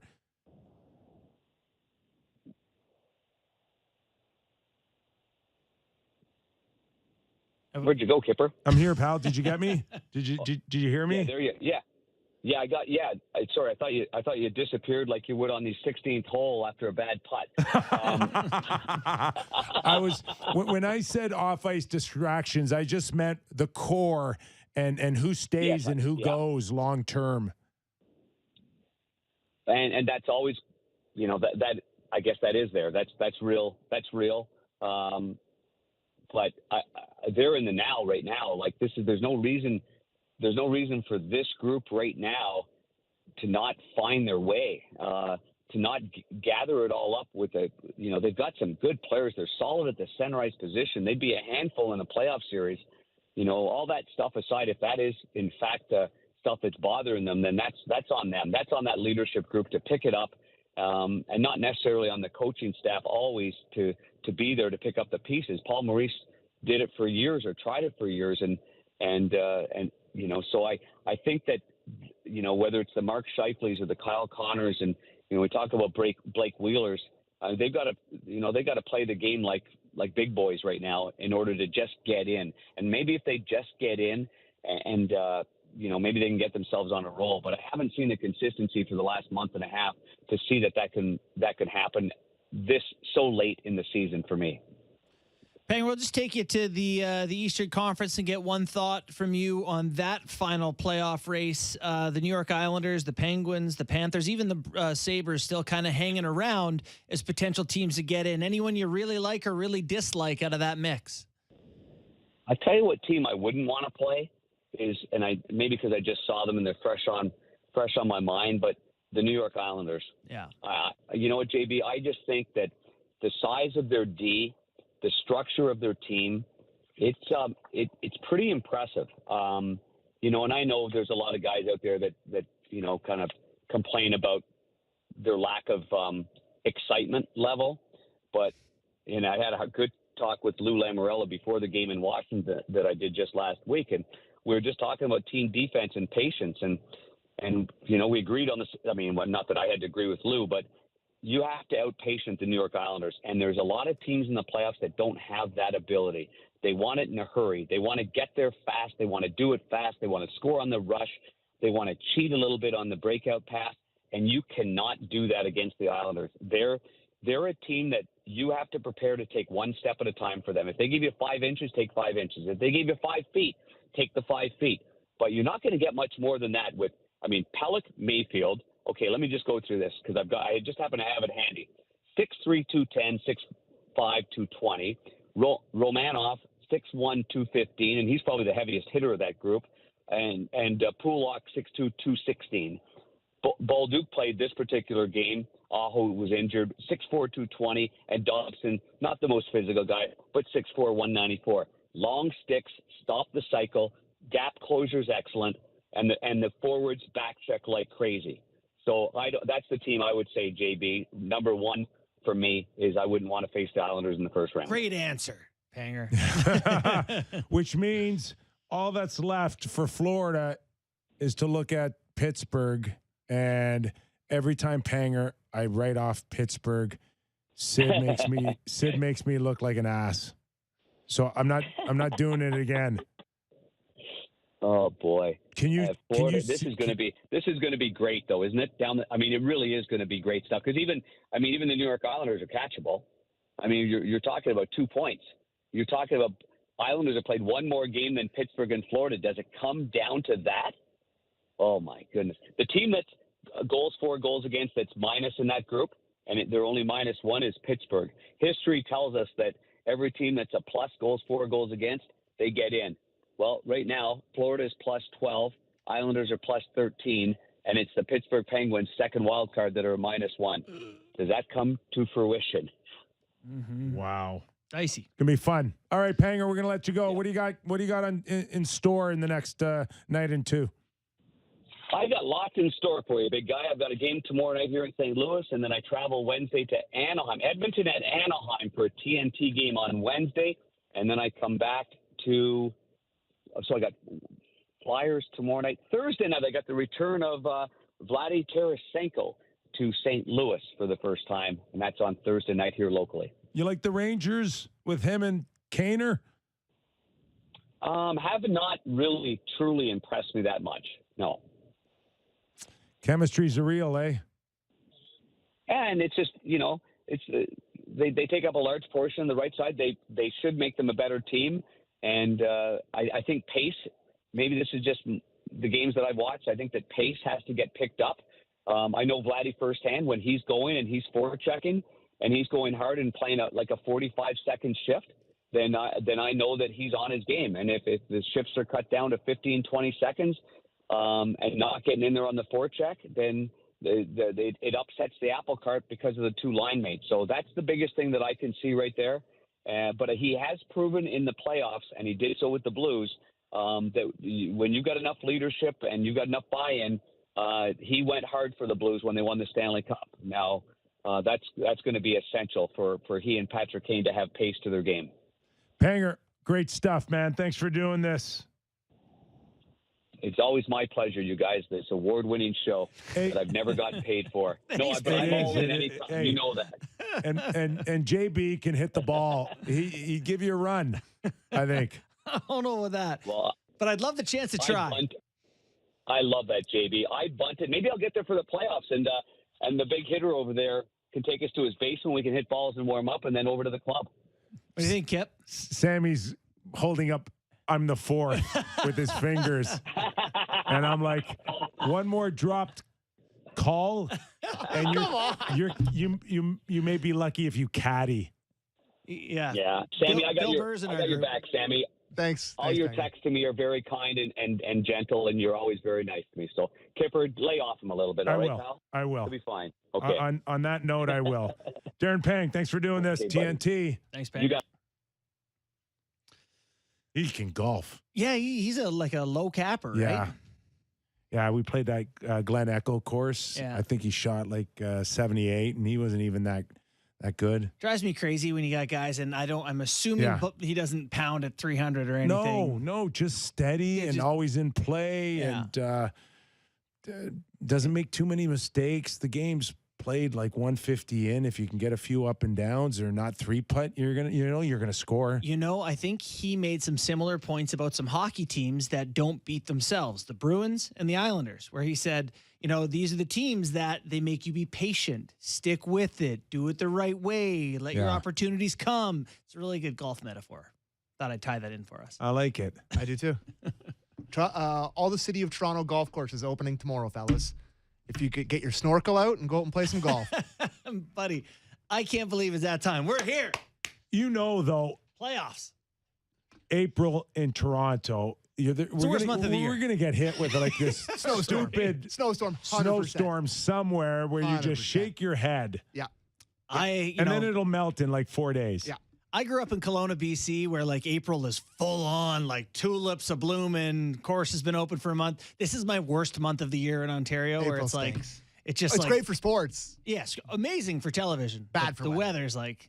Hey, So some of these courses only like have 14, 15 holes available. Don That's Valley's offensive got to me. 15. That personally offends me. I can't. Hey, that now. bugs me. Come on now, boys. I don't want to disparage the good name of Don Valley Golf Course. Don No, we Valley's love Don fine. Valley. But listen, I will Love stick my Don nose Valley. up at playing temp greens or 15 Agree. holes. Just, it's hard. Agree. They still got other ones. Tam O'Shanter. I know Kyper loves that course. Hey, I played it real early with my cousin George. Love it. Love it. Good old Tam. You know, there's certain people for certain courses, and I feel like I know what George is about without knowing a thing about him. You know, like I'll go to the DVP with Sam for sure. All right, boys, I got a very urgent telegraph on my lineup here. It's on my lineup, so it's not. I guess not that urgent, but the Tampa Bay Lightning are getting hot. Oh no, is that right? It's just one guy that everyone's scared of. It's funny, you know. You're not scared of Point. You're not scared. And I speak of Sam and Leaf Nation. We're correct. You're not scared of Stamkos. You're not scared of Hedman. Yeah. You're not scared of Anthony Cirelli. You're petrified of Vasilevsky. So can I read this out? Yeah. Okay. He was the first star of the week last week. Oh. He stopped 99 of 100 shots he faced last week, posting a 3-0-0 record and a .33 goals against average, a 990, yes, you heard that right, 990 save percentage, and 2 shutouts as the Lightning outscored their opponents 14-1 in their 3 wins and clinched a berth in the 2023 Stanley Cup playoffs. I can't believe they couldn't find somebody with a better week. I listened to Alex Killorn do an interview the other day, and they were like, you know, do you guys think you're able to turn it up at the right time of the season? He was like, well, that's absolutely, you know, what we believe in here. And, you know, we've shown we can consistently do it, and we're building towards something, and it doesn't matter what you have done, and we're still the same team. And I was just like, oh. You know what's a little bit still of an underrated kind of thing about Vasilevsky is stopping pucks? No, how intense he is. Yeah. And how he gives the team crap. Yeah. No, crap. Yeah. Really? If they're not good in front of him. Like he understands his pecking order, his value in that room. And I think on a couple of occasions we've seen him snap coming off the ice, right? But behind the scenes, I hear that if he's not happy, nobody's happy in that room. Interesting conversation about who the most important player in the Tampa Bay Lightning is. And I think pretty clearly it's him first, right? Him, then Hedman, then Point. Do I have that pack? What about the guy? What about the guy that's got 100 points? The Hart Trophy winner who's got 120 points? Yeah, what about him? No, he's behind the 3 I just named. Yeah, you're probably right. No, I'm telling you, it's Vasilevsky that sits at the top of the mountain on that team.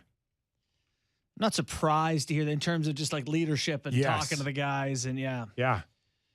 And you know, there must have been a stretch there where he was just miserable to be around.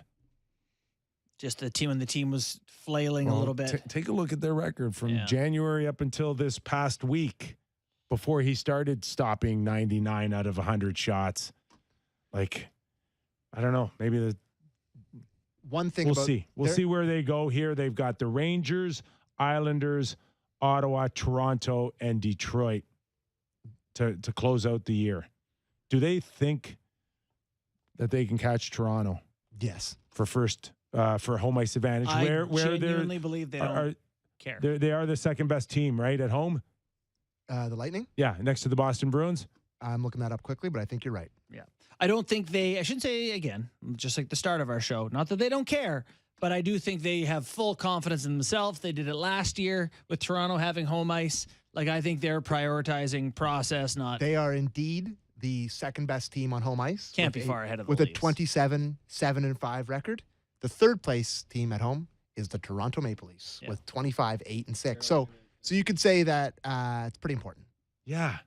So now if you're the Leafs, you have to win tomorrow night against Columbus.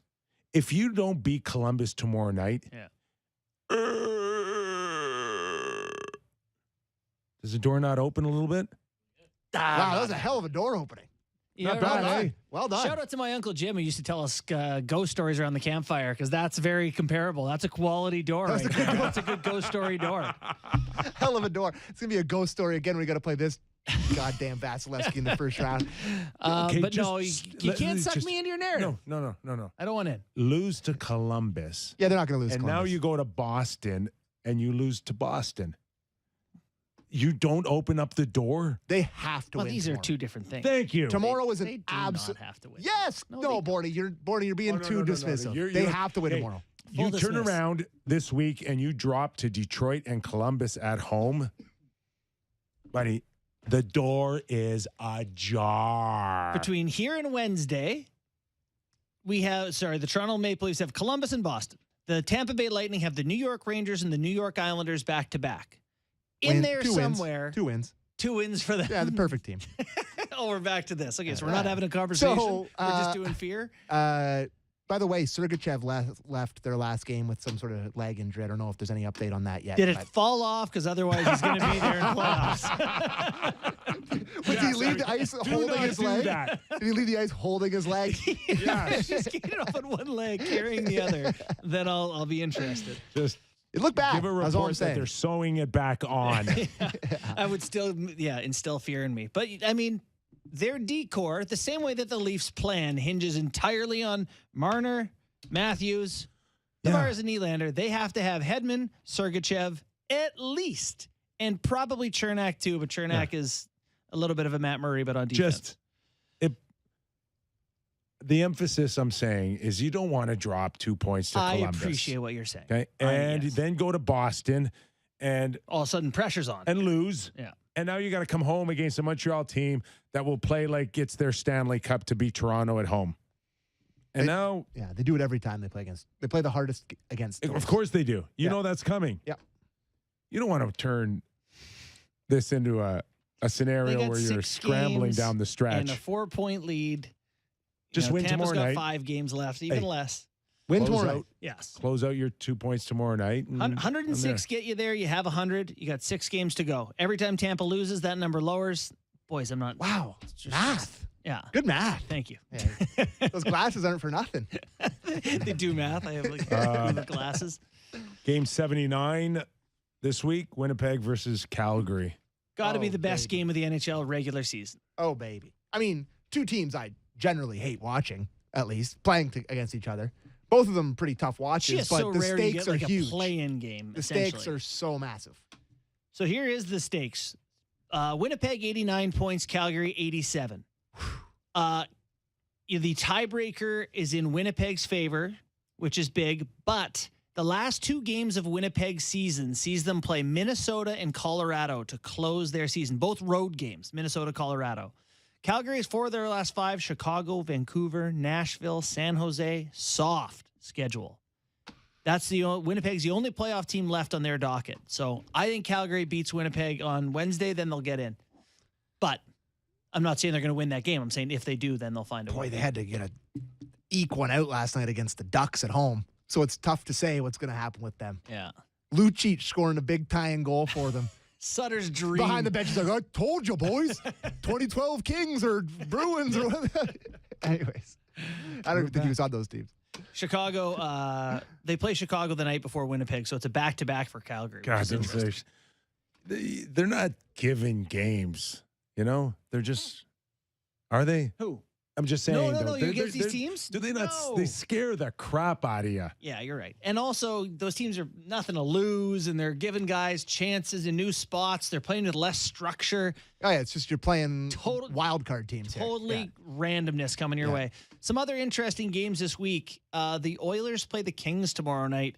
They are currently 1 point behind the Kings. So that home ice battle is real, but they're 2 points behind the division lead in Vegas. So massive game. And then tonight, Vegas and Mini, the 2 teams who are in first in their divisions, hanging on to those first spots. Massive You hockey got to games. give Billy What a Guerin some love here. First in the Central. Hey, Let's get him 6 on the games show. to go. Give nobody, him some love. nobody saw that coming. Absolutely not. They had 113 points last year. I don't know. No, Was it like Bodie on that team. Boldy. Boldy, Oh, Unbelievable player. love Troy him. Bodie? Yeah. Love him. yeah. What a player. He picked up the slack from Kaprizov like he is Kaprizov. He is all power. That guy with a set of mitts. Yeah. He's a player, boy. He is sure as a player. So I just wanted to sneak this in here. I know Kyper loves junior hockey, but I just wanted to sneak in a quick Connor Bedard playoff Yeah, I update. saw the highlights. Saw the highlights. Scored 2 in the first game. They're the But sixth. they're They're all- 6 seed against. 6 versus 1? No, I think it's 2. maybe 6 versus or 5 versus 3. They're the underdog. Okay. They're all over him. They're on top of him. They throw Doesn't a matter. blanket on him. He still finds a way to get his puck. He had Stick on 5 the points puck. yesterday. Last night he had what? He had 5 points, hat trick, tied the game with 6 minutes left. And They this win in is a overtime. team. You know, the whole team's whole game plan is Don't let him beat us. And he's just like, He's unbelievable. Unbelievable. He's going to live. I think he's going to be, like, I know it's I not think a he hot might win the take. Hart Trophy this year. I think, people are saying he's a little too small. There's a little bit of he's going to be a super duper star. When I was with the Washington Capitals, we went into St. Louis, and this is when Brett Hull's scoring like 80 goals. Yeah. And we spend a day and a half going over how Watch we a were going video to where he parks. shut down Brett Hull. And, the left wing lock, and you're not, left wingers cannot go in, and it's blah, blah, blah, blah. First 20 minutes, I think he's got 2 and 1. And Brian Murray comes in and just takes the chalkboard and just chucks it. Yeah, what are we even doing chucks here? it. Yeah. It's like, what are we even talking about, boys? Yeah. I got to think that's Connor Bedard right now. Oh. Right? Oh, my God. That Saskatoon Blades coach came in and after overtime, like, Jesus, boy, 98 and white. I do want to push back on one thing you said. You just said, like, yeah, people are saying he's too small or whatever. That's been a conversation. No one is. I've heard no people say that. Really? And this is the thing of retroactive. No, he's strong. Well, and also, like, was it Kepka just watched his full swing thing and he was like, people said I couldn't win or whatever. It's like, no, they didn't. Like one of the best college players. Like everyone does this retroactive nobody thought we could thing. I haven't heard one person have the balls to say that they don't think Connor Bedard is generational. Not one. Find me the person before the NHL season starts who thinks he can't play or thinks he's going to be an average player. I think he's going to get 100 points next year. In the NHL? Yes. Yeah, that's a lot. give me 100 his first year? 70 points next year. Listen, 30 and 40. With all due respect, on a bad team. It's usually those generational superstars, even if they come in, it's 70, 80 points. The team's not good enough. Well, and you're put on Chicago. When he's playing with Clayton Keller, teams generally are not good enough. Him and Clayton Keller are going to light it up. At least you do get PP time, all of it. Yeah. I did write last week about Connor Bedard too. You won't hear him say that he doesn't want to go to Arizona. That's not happening. Really? Yeah. Not too bad. Yeah. He's going to be one of those guys that just does it the right way. Canadian kid. Happy to be in the NHL. All right. Our thanks to Brian Lawton, Darren Pang. Great guests as always on the Real Kyper and Bourne Show. Thanks for joining us. Have a great night, and we're back tomorrow.